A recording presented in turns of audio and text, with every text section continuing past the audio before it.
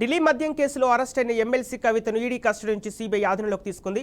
ఇప్పటికే ఆయనను అరెస్ట్ చేసినట్టు ప్రకటించిన సీబీఐ లోతుగా విచారించేందుకు 5 రోజులు కస్టడీ కోరుతూ కోర్టులో పిటిషన్ దాఖలు చేసింది. ఇక ఇందులో భాగంగా కవితను ఈరోజు ఢిల్లీ రౌజ్ అవెన్యూ కోర్టులో సీబీఐ హాజరుపరిచింది.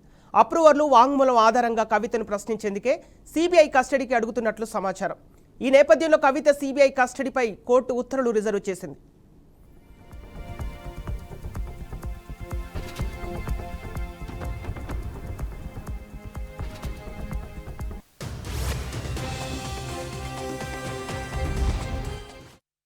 ఇక ఇదిలా ఉండగా ఢిల్లీ మద్యం కేసులో ఇప్పటికే బీఆర్ఎస్ ఎమ్మెల్సీ కవితను సీబీఐ 2 సార్లు ప్రశ్నించింది. గతంలో మొదటిసారి హైదరాబాద్లోని ఆమె నివాసంలో విచారించిన సీబీఐ గత శనివారం మరోసారి తీహార్ జైల్లో కవితను ప్రశ్నించింది.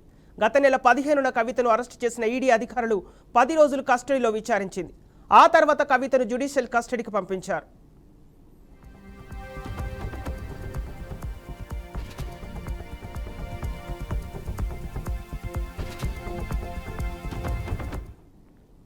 కవిత సీబీఐ రిమాండ్ రిపోర్టులో సంచలన విషయాలు బయటకొచ్చాయి. శరత్ చంద్రారెడ్డిపై కవిత ఒత్తిడి తెచ్చినట్లుగా సీబీఐ చెబుతోంది.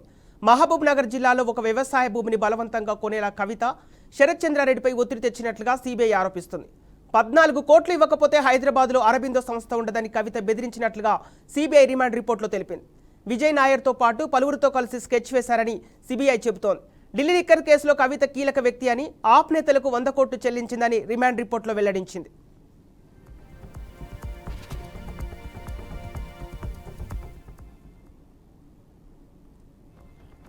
దీనికి సంబంధించి పూర్తి డీటెయిల్స్ అందించడానికి వాసు ఫోన్ ద్వారా సిద్ధంగా ఉన్నారు.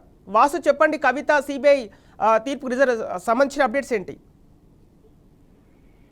సంపత్, ఈ సీబీఐ నిన్న కవితని అదుపులోకి తీసుకున్న తర్వాత ఆమె రిమాండ్ పిటిషన్ ని కోర్టులో వాదనలు ముగిశాయి.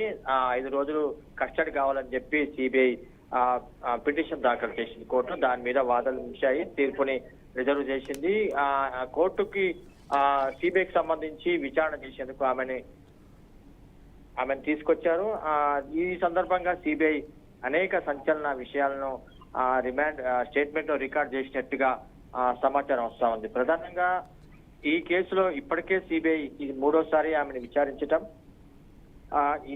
హైదరాబాద్ లో ఆమె నివాసంలో మొదటిసారి సీబీఐ విచారించిన తర్వాత కోర్టు రౌజ్ అవెన్యూ కోర్టు ఆమెని సిబిఐ కస్టడీ కోరితే సిబిఐ కస్టడీకి తిహార్ జైలు నుంచి అనుమతి ఇచ్చింది.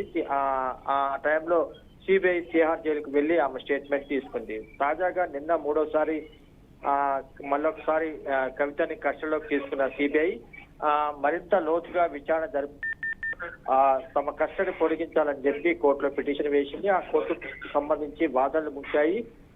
5 రోజుల కస్టడీ కావాలని చెప్పి సిబిఐ కోరుతుంది. అది తీర్పు రిజర్వ్ చేసింది. ఇప్పటి వరకు ఈడీ 5 సార్లు ఛార్జ్షీట్ దాఖలు చేసింది, సిబిఐ 3 సార్లు దాఖలు చేసింది.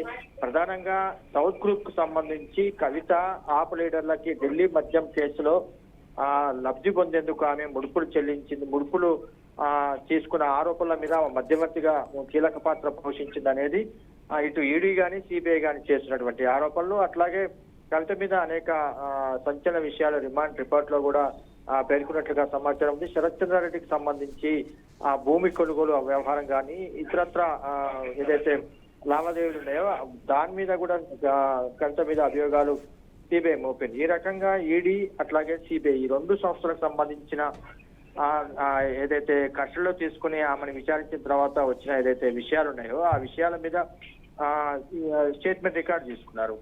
ప్రస్తుతం కవితకు సంబంధించిన బెయిల్ పిటిషన్ కూడా ఒకటి విచారణ దశలో ఉంది. అది ఈ నెల 16వ తేదీన విచారణకు రానుంది.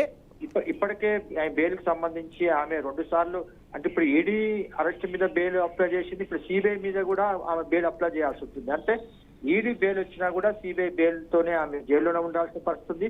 2 కేసులకు సంబంధించి 2 బెయిల్ వస్తేనే కవిత బయటకు వచ్చే అవకాశం ఉంది. ఈ రకంగా ఈడీ సిబిఐ 2 దర్యాప్తు సంస్థలు కవిత మీద ఏదైతే ఎంక్వైరీ చేస్తున్నాయో ఆ ఎంక్వైరీ ఎటు మలుపు జరుగుతుందో అనేది ఒక ఇంట్రెస్ట్ నెలకొన్నది. సంపత్.